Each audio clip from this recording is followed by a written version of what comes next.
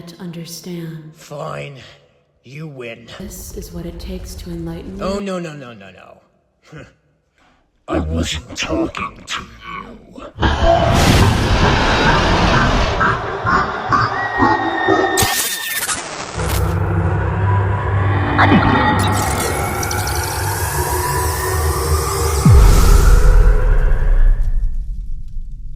Slay the Princess is a game that, no matter how I explain it, wouldn't give it justice. No matter how I format it, how well crafted, how it lures you in and reads you like an open book.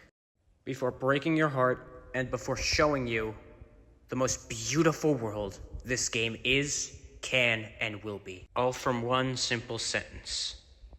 This is a love story. Put your hand in my hand and we'll stand.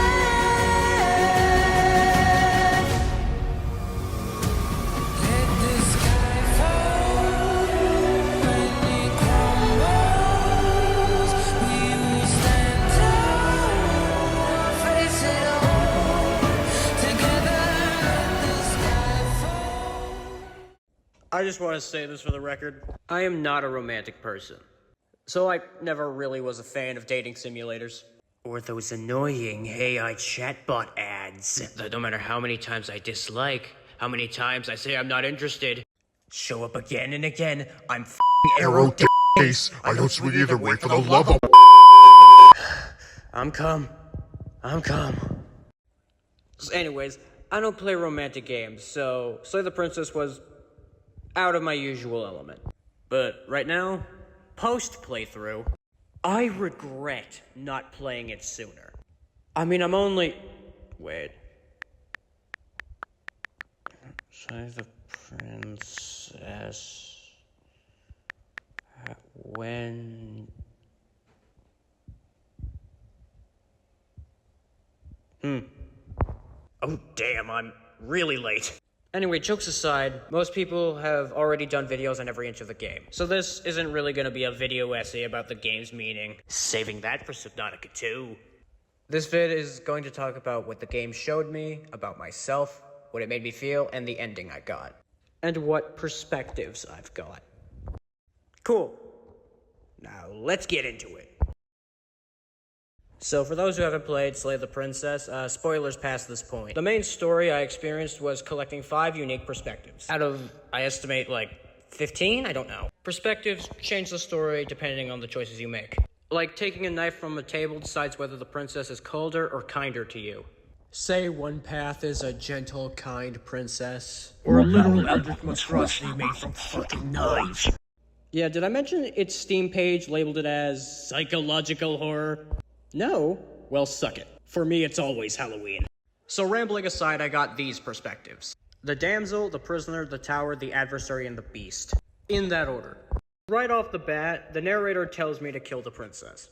But I didn't take the knife. Because by default, I don't go straight to violence, because I have morals. Yeah, I know. Shocking. And when I got to the princess, it only increased my distrust of the narrator. Which he proved me right when he tried to force me to kill her. Then this happened. No. I can't just let her escape into the world. What are you doing? As the princess approaches the bottom stair, your body steps forward and raises the blade. No, we don't kill. This isn't fair. You can't just do that. Watch me. We won't kill. What are you doing? No, we won't let you control us. Stop that. Something's come over you, hasn't it? You know you don't have to do this, right? Move. Your body lunges forward, the blade held low, ready to sink into her heart. But the princess dodges, stumbling back against the wall before the blade has a chance to connect. Stop it. Stop trying to resist me. I'm trying to get you out of here alive. Go to hell. We're not a puppet. Resist. Resist him. The blade. Move the blade. So after our painless game of operation, we reappear back at the start again. You're on a path in the... I will delete your game file. Zip it. Now, I'm gonna skip ahead a bit. 1, for time purposes, and 2, because animation is exhausting. But for those who haven't played, the gist you need to know is we gained a new voice called the Voice of the Smitten, and the narrator doesn't remember, but we do. And I'm just gonna skip ahead to the end of that loop, and this happens. She doesn't seem happy about this. Agreed. But she can't be unhappy about staying with us. Can she? I don't know. She has a point. She doesn't know us. No. It has to be him. It has to be this place. If we just made these walls more fitting for a princess, if we just say the right things, if we just showed her the contents of our heart. Yo, you good, Romeo? She'd be happy here. As the voice thinks its thought, your hands raise, fingers pointing towards your chest, and then... What? No, you absolutely do not do that. Oh, but I do. What? What is he doing? We can't see unless you tell us. Are you sure you want to know? I suppose I can't stall forever. You plunge your nails into your chest, digging deep, grasping for a handhold. And you find it, your fingers curling around your ribs. Oh no, what are you doing? Are you okay? You can't do that and be okay. Time out. He should not be allowed to do that. He's not the decider. And yet, it's done, isn't it? It will be soon. You yank violently, your bones cracking with wet pops as you pull yourself apart inch by painful inch. Yeah, it went from 0 to 100 real damn quick. And at this point, I reached the pristine cuts changes. I got the happily ever after epilogue. And it's harder to explain, it's a lot easier to show. You're on a path in the woods. Mate, we're clearly already in the cabin. Excuse me? You're clearly... Oh. Huh. So you are. How do you know about the cabin? I didn't get to the cabin part of my opening monologue yet. We've been here before. Well, not here, but I'm sure you know what I'm talking about. You knew about the loop-in last time. Now, he's clearly disorientated. I'm sure all this new info is going to come as quite a shock to him. Best if we're gentle. And right on cue, here's the new guy. Welcome! Thank you. I'm just happy to be here. Okay, yes, I get it. You've been here before. That's terrible. You know that, right? Because the only reason you would have been here before is if you failed in whatever world you'd come from. Meaning you doomed an entire other reality. But I'm sure since you're so well-travelled, you know that, yes? Well, we know that now, thanks to you. We're all so lucky to be stuck with, working with someone so well-informed. You can count on us to do things right from here on out. Let's just get this over with. I'm sick of waiting. Narrator? I'm going to describe the room now. The interior of the cabin is vast and regal. High arched windows line the walls, their multicolored glass casting kaleidoscopic patterns across the stone floor. An iron chandelier hangs from the vaulted ceiling, its many candles lit with flickering light, vaguely illuminating the massive room. This is a house fit for royalty. Before you, there isn't a blade, is there? That's not good. Doesn't matter if there's a blade. I never use it. Now that is some fine reasoning. Who cares about the blade? I think you're right. We're better off without it. It's not like it's ever been important. Of course, the blade's important. It's your implement. You're going to need it if you want to do this right. The fact that you're here, right now, again, means that you have not yet done this right. But it's not there, is it? We don't even get the choice. So, what are we supposed to do? I don't actually know. I'm sure it'll turn up somewhere. It has to. It's part of the whole structure of this place, I think. At the very least, it's important. Whatever happened to the smitten one? He was here last time. He was a bit of a loud one, wasn't he?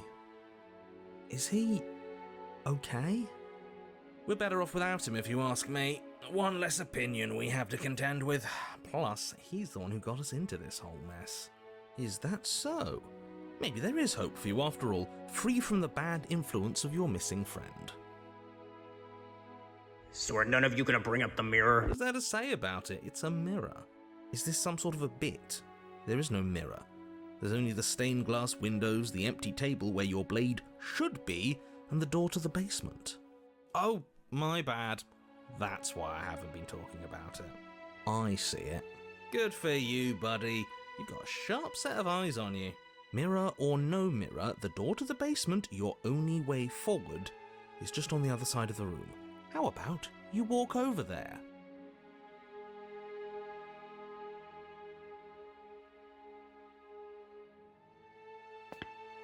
Now, as I played, I felt the world around me just drowned out.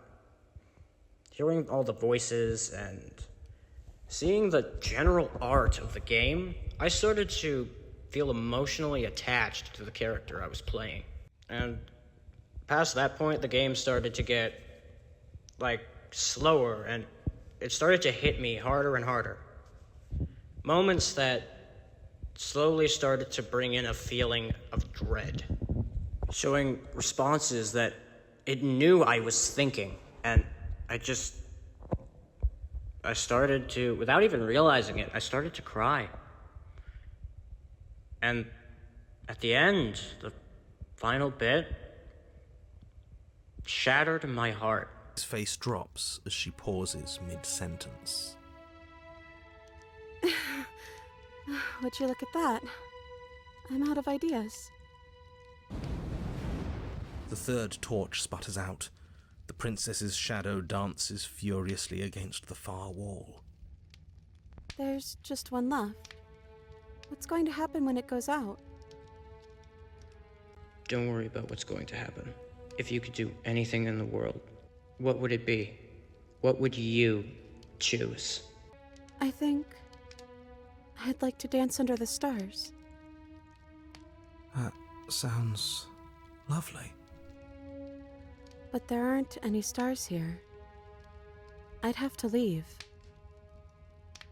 As she says that, the shadow rushes forward and tightens its grip on her wrists. I'm not happy here.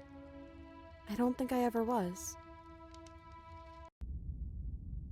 The princess sobs, burying her face in her hands as the final torch blows out. I feel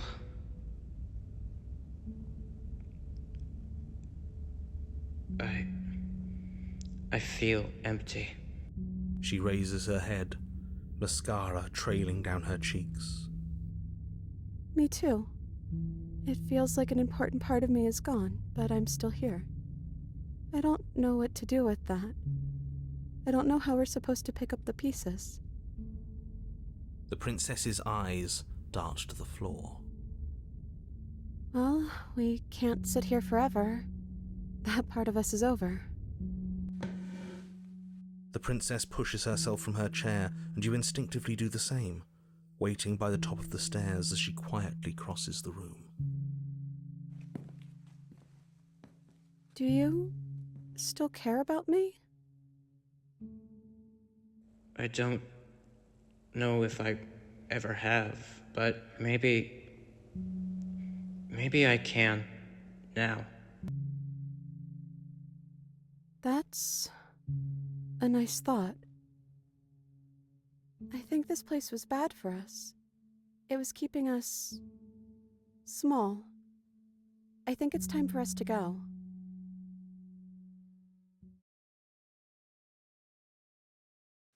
As the princess steps towards the stairs, you offer her your hand.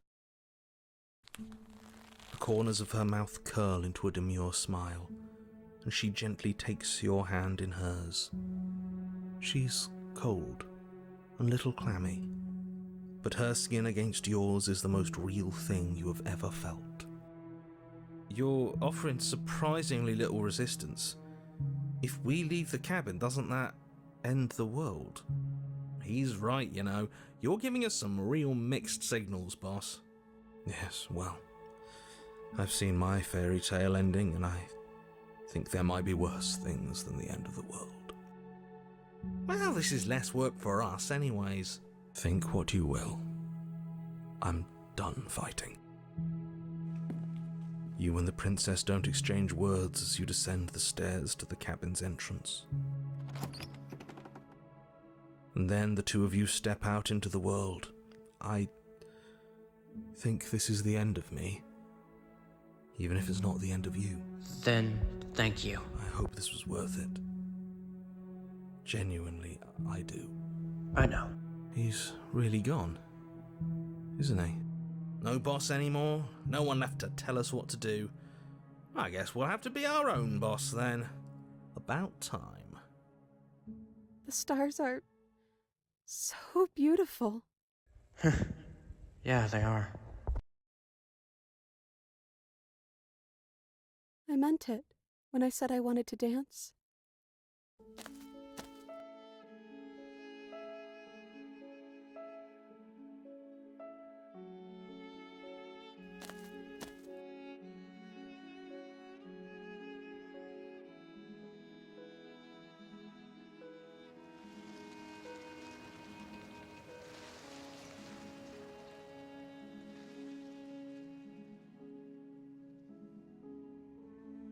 Thank you for taking me here. This is nice, even if it's a little cold outside.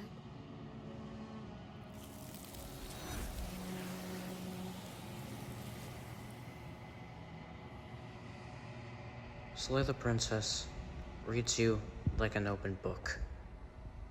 Breaks your heart, showing you the most beautiful world it can make.